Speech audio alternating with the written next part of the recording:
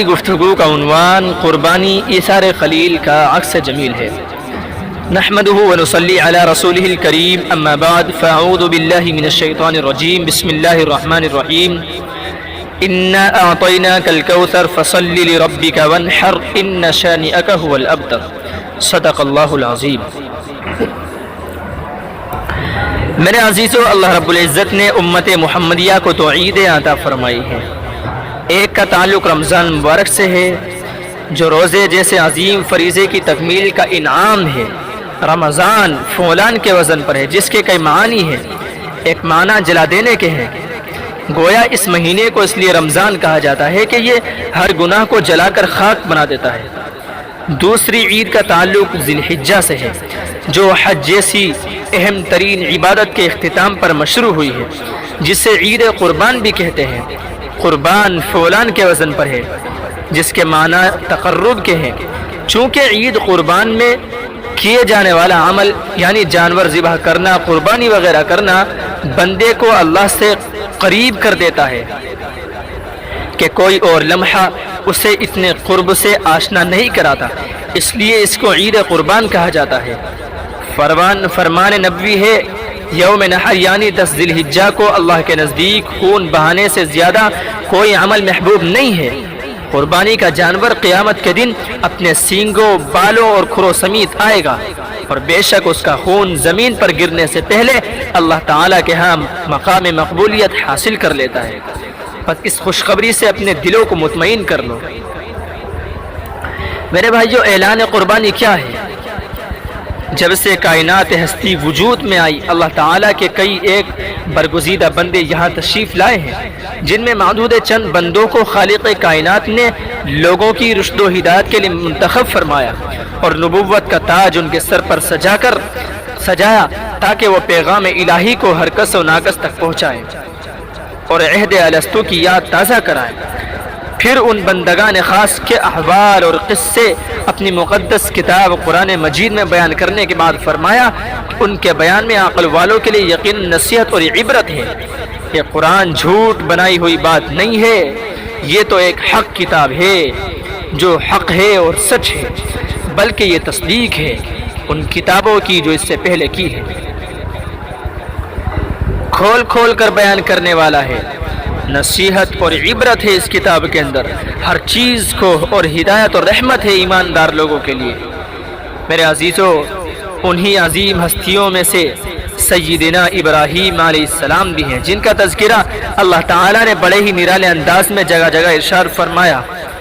کہ یہ وہ نبی ہیں جن سے 3 گروہ اپنا تعلق استوار کرتے ہیں،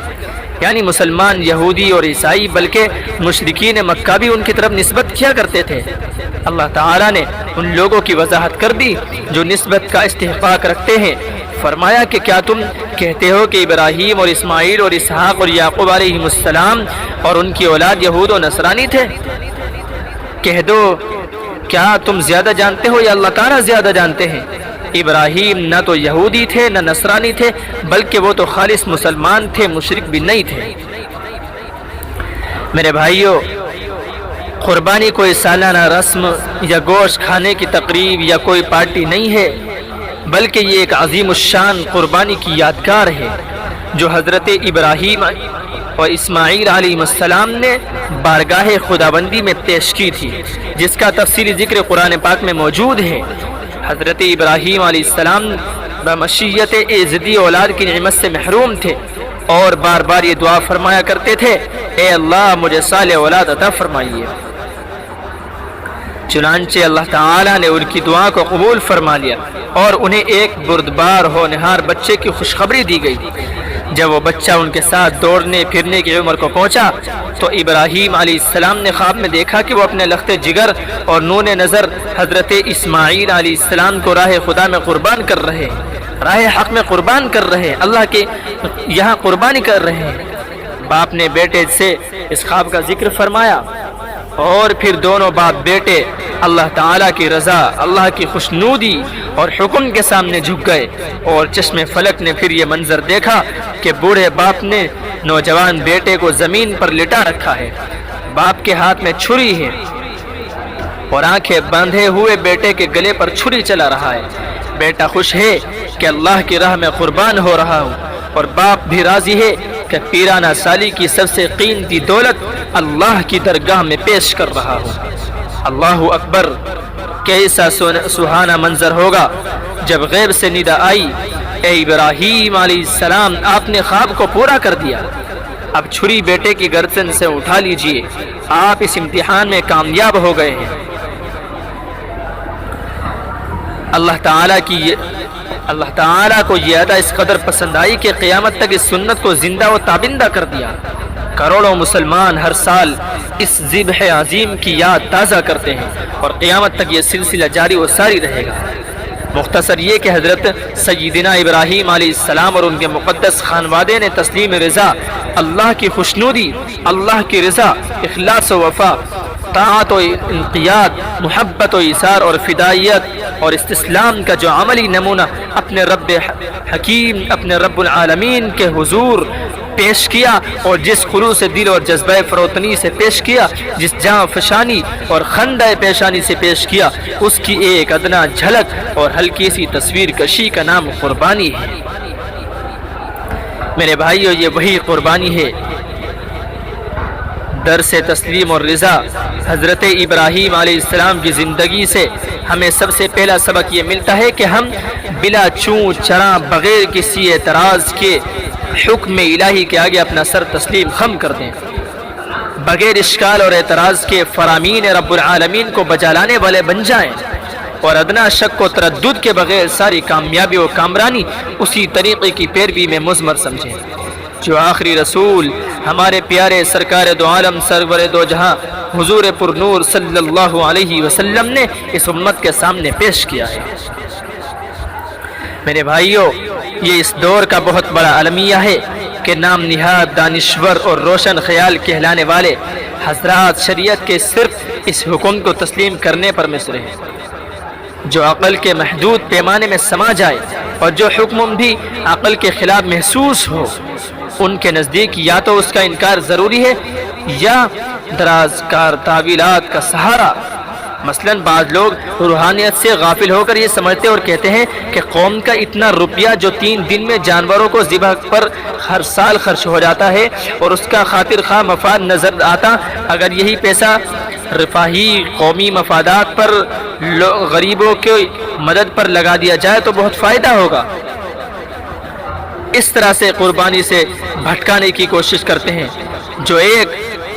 ایک گناہ عظیم ہے۔ قربانی جیسی عظیم عبادت سے بھٹکانے کی کوشش کرتے ہیں،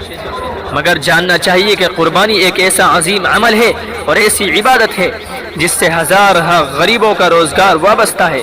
کتنے غریب ایسے ہوتے ہیں کہ جو عید کے اس موسم کا انتظار کرتے ہیں اور اچھا خاصا زر مبادلہ اپنے گھروں کو لے کر جاتے ہیں۔ کیا قربانی کے عمل کی مخالفت کر کے ہم ان غریبوں کے رزق کو روکنے کی کوشش نہیں کر رہے ہیں؟ قربانی کے بجائے غریبوں کی مدد کرنے کی مثال یوں ہے کہ کوئی شخص یہ کہے کہ نماز روزے کے بجائے صدقہ کر دیا جائے تو زیادہ ثواب ہوگا۔ غریبوں کی مدد کا ثواب ضرور ہوگا، لیکن نماز چھوڑنے کی سزا بھی ملے گی۔ اللہ ہماری حفاظت فرمائے۔ اس طرح کے لوگ ہمیں دین سے بھٹکانے کی کوشش کرتے ہیں کہ جو پیسہ ہم قربانی میں لگا رہے ہیں اس کو قربانی میں لگانے کے بجائے غریبوں کی مدد کر دی جائے۔ کیسی بےہودہ بات ہے! ایک قربانی جیسی عظیم عبادت کو چھوڑنے کے ہمیں ابھارا جا رہا ہے۔ اللہ ہماری حفاظت فرمائے۔ میرے بھائیوں، قربانی کی جزئیات کے سلسلے میں ائمہ کے اختلاف ہو سکتے ہیں، لیکن یہ کہیں بھی نہیں آیا کہ صحابہ اکرام رضی اللہ عنہم اجمعین نے قربانی نہیں کی، بلکہ اس کے پیسے صدقہ کر دیے ہیں یا کہیں اور خرچ کر دیے ہیں۔ یہ بات صحابہ اکرام رضی اللہ عنہ اجمعین سے ممکن ہی نہیں کہ وہ ایک کام نبی صلی اللہ علیہ وسلم کو کرتے ہوئے 10 سال دیکھے اور پھر آپ صلی اللہ علیہ وسلم کے رخصت ہونے کے بعد اس عمل کو یہ کہہ کر چھوڑ دیں کہ یہ ایک سنت ہی ہے۔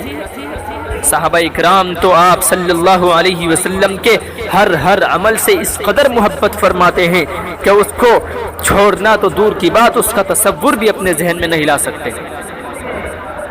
میرے بھائیوں، حضرت ابراہیم علیہ السلام کی زندگی اس حوالے سے ہمارے لیے اسوہ اور نمونہ ہے کہ انہوں آزمائش کے کسی بھی مرحلے میں کیوں اور کیسے سوال نہیں کیا جانا چاہیے، بلکہ پوری بشاشت اور خوش دلی کے ساتھ ہر ابتلا میں ہر امتحان میں کھڑے اترتے چلے گئے، تب کہیں جا کر حق تعالیٰ کی جانب سے یہ مژدہ جاں فضا ملا، واتخذ اللہ ابراہیم خلیلا۔ درس دعوت و عظیمت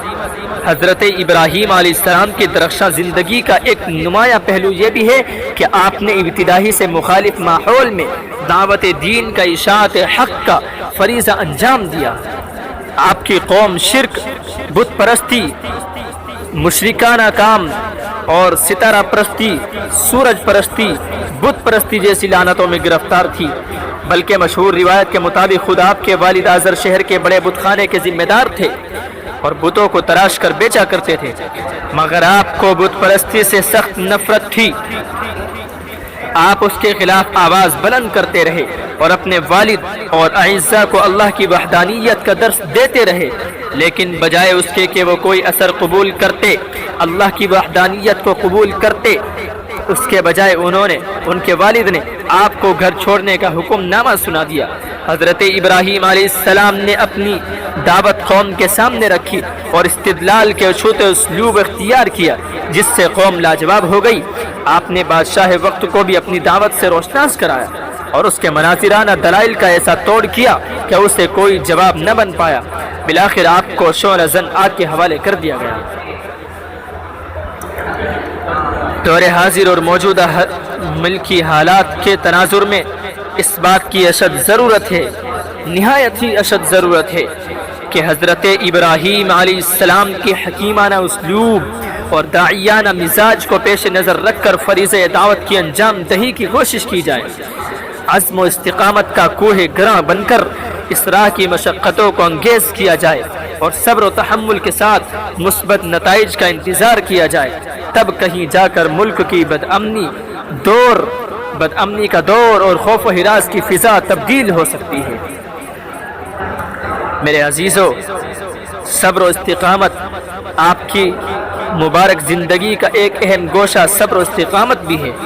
کہ آپ نے پورے تحمل کے ساتھ معبود حقیقی کے جملہ اوامر کو بجا لایا اور جزا فضا کے بغیر کسی چھو چرا کے، بغیر کسی سوال کے، بغیر کسی سوالات و جواب کے اور بغیر کسی اشتعال اور کسی اعتراض کے ثابت قدمی کے ساتھ ہر امتحان میں کامیابی سے ہمکنار ہوئے۔ ذرا تصور کیجئے کہ ایک بڑے باپ اور کمزور شوہر کو حکم دیا جا رہا ہے کہ وادی فاران کے سنگلاخ کالے پہاڑوں کے درمیان تپتے صحرا کے ایک درخت کے نیچے اپنے محبوب بیوی اور نومولود معصوم بیٹے کو چھوڑ دو، اور آپ نے چھوڑ دیا۔ ان کو جو حکم میں زاد راہ دیا گیا تھا ختم ہو چکا، ماں بیٹا بھوک پیاس سے بے حال ہو گئے، آپ کے پاس جو کھانے پینے کا سامان تھا ختم ہو گیا۔ ماں کو اپنی فکر تو نہیں، لیکن بھوکے پیاسے بچے کی بے چینی پر ممتا کی تڑپ فطری امر ہے، لیکن اس لق و دق صحرا میں پانی کہاں سے ملے؟ جو لخت جگر کی شدت پیاس میں اضافہ ہوتا رہا، ممتا کی ماری ماں کے بے قراری بھی بڑھتی جا رہی تھی۔ اس حالت اضطراب میں قریب واقع پہاڑی صفا پر چڑھی، یعنی حضرت اسماعیل علیہ السلام کی والدہ صفا پہاڑی پر چڑھی کہ شاید کسی انسان یا پانی کا کوئی نشان مل جائے، لیکن بے سود تڑپتے دل کے ساتھ بھاگتے ہوئے ذرا دور دوسری پہاڑی مروہ پر چڑھی، لیکن بے فائدہ۔ اس طرح دونوں پہاڑیوں کے درمیان پانی کی تلاش میں 7 چکر مکمل ہونے کے بعد ایک چشمہ ابلتا دیکھا۔ اللہ نے اس طرف کی لاج رکھ لی اور تا قیامت اس کا فیضان جاری فرما دیا۔ میرے بھائیوں، خلاصہ کلام یہ کہ حالات حاضرہ کے تناظر میں اس بات کی اشد ضرورت ہے کہ ہم کردار ابراہیمی کو اپنائیں، سیرت اسماعیل علیہ السلام کو حیات فانی کا جز لافق بنائیں، توحید کے عقیدہ خالص کو جی جان کے ساتھ قبول کریں، اللہ کے رسول صلی اللہ علیہ وسلم کی سیرت کو اپنائیں، آپ کے طریقے پر چلیں، آپ کے بتائے ہوئے طریقے پر چلیں اور ثابت قدم رہنے کا عہد کریں، خانگی و خاندانی معاملات میں قانون الہی کی بالادستی تسلیم کریں اور ہزاروں رکاوٹوں آزمائشوں کے باوجود حکم شرعی پر عمل پیرا ہو کر حمیت دینی کا ثبوت پیش کریں اور